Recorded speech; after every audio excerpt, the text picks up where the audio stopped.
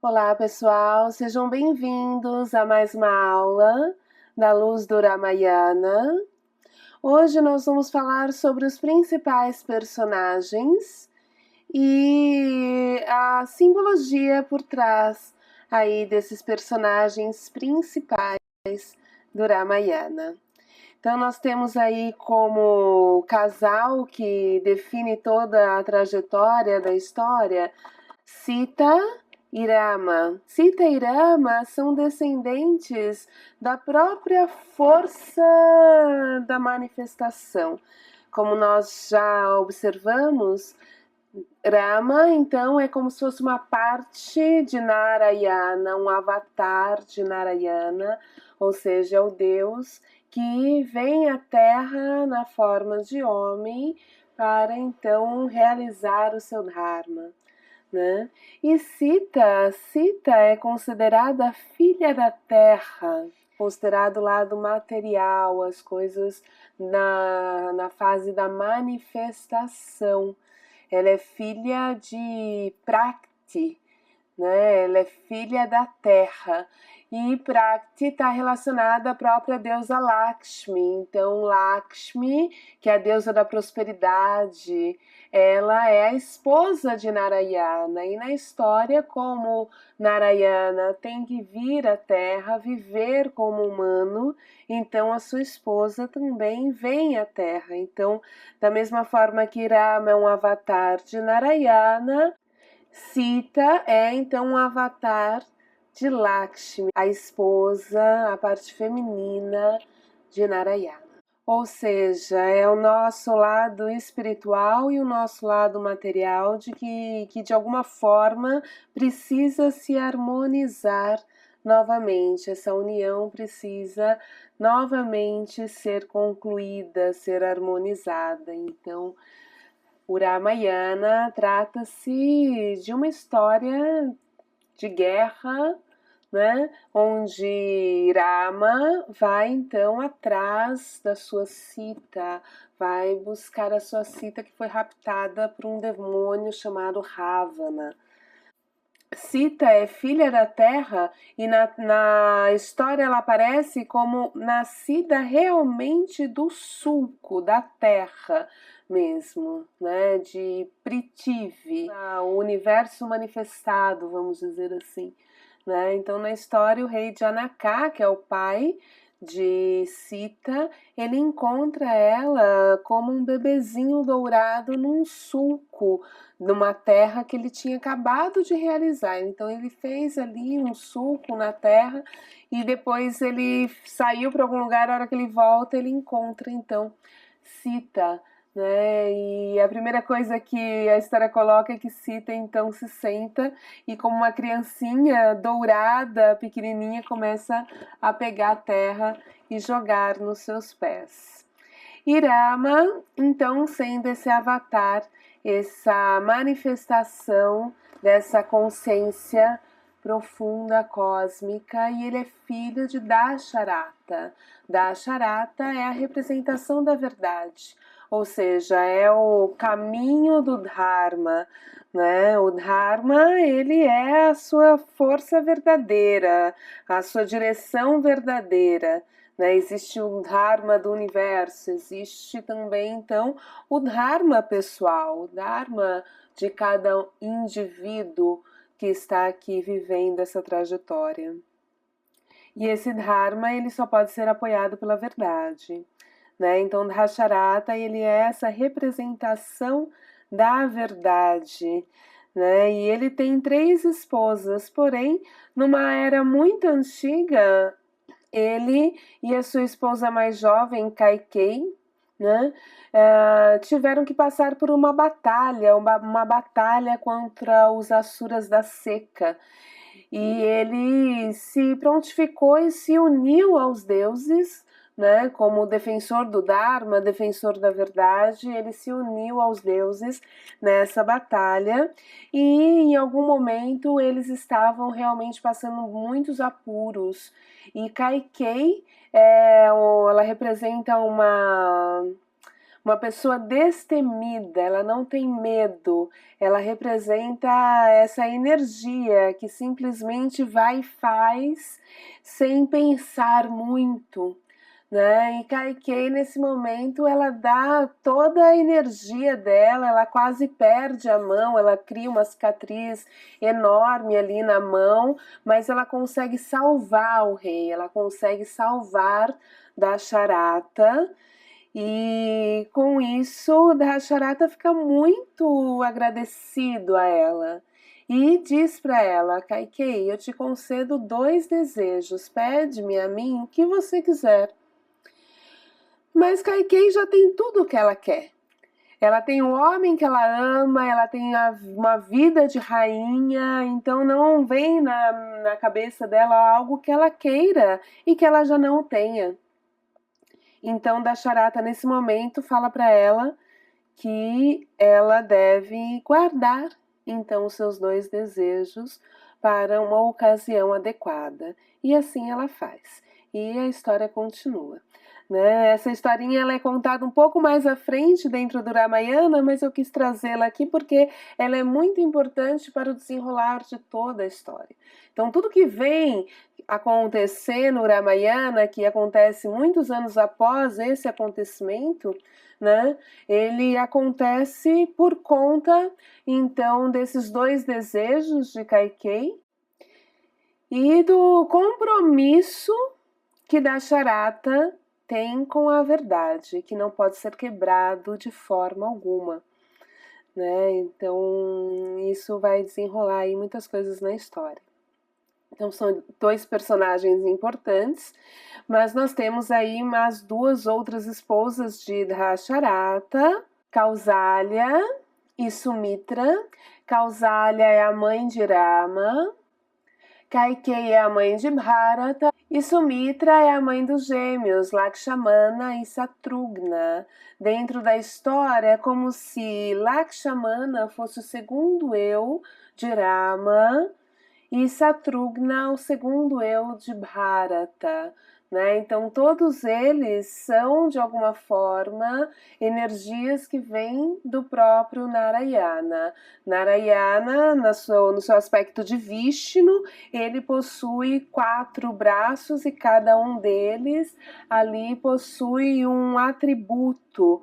Né? Tem a maçã, que é uma arma, tem um disco afiado, tem a flor de lótus, a concha. Então, todos os atributos de Vishnu, as armas de Vishnu, então, eles nascem em cada um dos filhos de Dasharata. E nós temos a parte que são os Rakshasas. Os Rakshasas, eles representam seres que não são exatamente demônios, mas são seres, vamos pensar assim, enquanto Rama, né, tá do lado do Dharma, os Rakshasas estão do lado do Karma. Mas existe um karma, como nós até comentamos em uma das aulas, existe o karma que nos impulsiona, na verdade ele está sempre nos impulsionando, né? Mas são forças, questões que afligem a nossa natureza, né? Ou que nos direcionam para os desejos e para os prazeres. Então, de alguma forma, é uma energia que ela pode sim estar te empurrando e ser coerente ao Dharma, né? Nessa relação ela não é demoníaca, né? Mas quando ela desanda, vamos dizer assim, quando ela sai do eixo, ela perde totalmente a percepção do Dharma e te leva para opostos, né? Que pode ser de um lado muito rajásico, de outro lado muito tamásico. E essas energias, elas são colocadas como 3 demônios, 3 rakshasas. Um deles é o rei dos rakshasas, que é Ravana. Ravana é o principal rakshasa ali da história, porque ele vem justamente para infernizar e para roubar Sita de Rama. né? E toda a história se dá então com Rama tentando que recuperar, né? Buscando recuperar a sua Sita que está aprisionada nas mãos de Ravana. Na ignorância ele bebe veneno, na confusão recusa o antídoto. Planeja com minúcias a própria ruína e gasta toda a sua força. As pessoas que falam com sinceridade não podem sequer falar com alguém tão violento e tão traiçoeiro. Ravana tem 2 irmãos. Um é Kumbhakarna e o outro é Vibhishana. Então, Kumbhakarna, ele é representado por um gigante enorme e ele come seres vivos, ele come humanos, ele se alimenta de pessoas, né? E ele tem assim uma certa representação do nosso lado tamásico. Ele está relacionado à preguiça, ele está relacionado à gula, né? Tudo que é exagero, toda essa energia que a mente às vezes se envolve, exagera e aciona um lado tamásico. Então, Kumbhakarna, ele está relacionado a esse aspecto, né? Esse aspecto mais imóvel, mais inerte da nossa natureza e relacionado aos exageros. E nós temos Ravana, né, que é o principal demônio, o rei dos demônios, que representa toda a energia rajásica. Então Ravana é voltado para os prazeres, desejos e riqueza. Quando ele é apresentado para Sita e se coloca na sua forma original, né, ele é totalmente coberto de ouros, tudo nele é ouro, ouro, ouro. Então, ao contrário, né, ele vai para um lado extremamente rajásico, totalmente voltado a prazeres e desejos. E nós temos o demônio que é o Vibhishana. Vibhishana representa a linha de Sattva, o caminho do meio. Ele é um Rakshasa, ele é um demônio, mas nem sempre essa parte demoníaca, nem sempre as nossas aflições, elas são ruins. Muitas vezes essas aflições são para o seu bem, são para te mover numa determinada direção.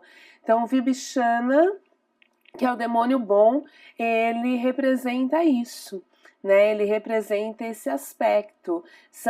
É um aspecto aflitivo, mas uma aflição no sentido de que está te direcionando, porque se a gente está tão confortável onde a gente está, né? Se não tem algo que nos impulsiona a dar um passo a mais, a subir um degrau de consciência, às vezes a gente permanece onde estamos, né? Então essa é a força de Vibhishana. Esses 3 irmãos, eles em algum momento, né, comandado por Ravana, porque Ravana percebeu que se ele embora ele não... Na vida, ele se desvia da lei do Dharma, ele é conhecedor do Dharma. Então, ele sabe a lei do Dharma e ele percebeu em algum momento que se ele se dedicasse fielmente ao Dharma, ele poderia dobrar todos os deuses. E assim ele fez. Então, Ravana pegou seus 2 irmãos, Vibhishana e Kumbhakarna, e permaneceu em tapas, ou seja, permaneceu em sacrifício em cima de uma montanha durante 10.000 anos. A representação de Ravana é um ser com 10 cabeças. Então ele ficou ali em sacrifício e prometeu que a cada 1000 anos ele cortaria uma de suas cabeças e colocaria no fogo em oferenda a Brahma, né? Faria então esse sacrifício durante 10.000 anos. E assim ele fez, né? E Vibhishana e Kumbhakarna ali ao lado dele, e a cada milênio ele ia lá, cortava uma das suas cabeças e entregava ao fogo.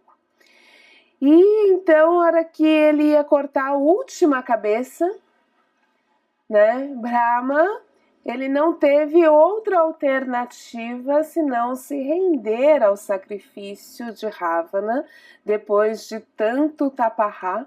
Então ele vem até Ravana e fala: para, já foi sacrifício suficiente, me fala o que você quer que eu vou te conceder. E Ravana então faz um pedido a Brahma. Ele pede a Brahma que ele não possa ser morto por nenhum ser, nem do céu, nem do inferno. Ou seja, ele não pode ser morto nem pelos deuses, nem pelos rakshasas. E Brahma concede isso a ele. Concede que ele não possa ser morto pelos deuses e nem por nenhum dos seus rakshasas. E Brahma também concede, então, um desejo tanto a Vibhishana como Kumbhakarna. Vibhishana, ao ser indagado qual seria o seu desejo, ele diz que o desejo dele é que todas as ações dele não se desviem nem uma vírgula da linha do Dharma e que ele sempre esteja ajustado e fiel ao seu próprio Dharma. E por ser um desejo, tão elevado, tão íntegro, Brahma concede a ele e ainda concede também a imortalidade. Já para Kumbhakarna, Brahma não poderia oferecer muita coisa, porque afinal de contas ele não tinha limite. Se deixasse ele viver e viver livremente, ele comeria todos os homens e a humanidade iria acabar. E então Brahma fez dele um grande dorminhoco. Kumbhakarna ficava o ano inteiro dormindo e ele tinha um dia só que ele poderia acordar e nesse dia ele poderia comer o que ele quisesse. Brahma, com seu poder de criador, faz com que Sarasvati, que é a rainha, a deusa da palavra, então ressoe essa ideia na mente de Kumbhakarna e Kumbhakarna realiza, pede isso, que ele possa ficar então 364 dias dormindo e acordar apenas um dia no ano, e nesse dia ele poderia comer o que ele quisesse. E assim foi feito. Nós temos um outro principal personagem que aparece nas entrelinhas, em alguns momentos aparecem efetivamente, mas esse personagem é o próprio filho de Ravana, Indradite. Ó homem, sou o demônio Indradite, difícil de se ver. Luto invisivelmente, escondido de tua vista por encantamento. Ataco por trás dos ventos selvagens do mau pensamento. Apago muitas luzes desguardadas. Eu te conheço, e as boas obras realizadas em tua vida serão teu único escudo quando precisares morrer e passar sozinho por mim, a caminho do outro mundo. Podes esconder-te à noite, do sol, mas nunca do teu próprio coração onde vive o Senhor Narayana. Todos os mundos observam as tuas ações e, portanto, o perdão é Dharma. Indradite é um personagem muito interessante, ele representa a ilusão. E ele aparece às vezes como o próprio Indradite, mas muitas vezes ele aparece escondido por trás de situações, por trás de percepções. Então ele talvez seja o demônio mais perigoso de todos os rakshasas, E no finalzinho da história talvez ele não tenha sido derrotado. Depois a gente pode até discutir sobre isso, mas Indradite é uma força muito sutil que se disfarça e possui diversas formas e pode até mesmo ser invisível, diferente de Ravana, que é algo que está claro, é uma ignorância visível, palpável, né? Então muitas vezes é mais fácil de combater, mas aquela que está por trás das entrelinhas, aquela que está por trás das ilusões, né? Essa realmente é aquela que a gente só se apoiando muito fielmente na verdade que existe no seu coração, que você consegue perceber e então superar. Um personagem muito importante dessa história é Hanuman. Hanuman é o rei dos macacos. E ele é considerado filho de Vayu. Vayu, que é o deus do vento, que pouco a pouco a sua natureza vai se transformando na própria ideia de prana, né? De movimento. Então Hanuman, ele representa todo o movimento, todo prana, toda a energia que Rama precisa para encontrar a sua Sita. Hanuman é o prana, ele é filho do vento, ele transpõe oceanos ao encontro de Sita, ele carrega montanhas, então ele é essa representação da energia necessária para um grande feito, porque sem essa energia a gente não sai do lugar. Precisamos dessa energia. E quando nos alinhamos ao Dharma, essa energia vem pra gente, vem com naturalidade. É isso, pessoal. Esses são os principais personagens. Nós temos muitos personagens nessa história, né? A Índia, ela tem a tradição dos 7 rishis, que são os sábios originais, e esses sábios têm toda a sua descendência também. Então, durante o percurso, nós vamos perceber aí que existem muitos desses sábios surgindo e trazendo sempre ou uma ferramenta, ou uma arma, ou um insight. É muito interessante que são os nossos insights, são as nossas ideias que vão surgindo aí na forma desses sábios. Então, na próxima aula a gente já começa a falar um pouco mais sobre a história em si. Nós temos também no terceiro módulo alguns áudios que você já pode ir ouvindo para ir conhecendo um pouquinho mais sobre a história do Ramayana. Namastê!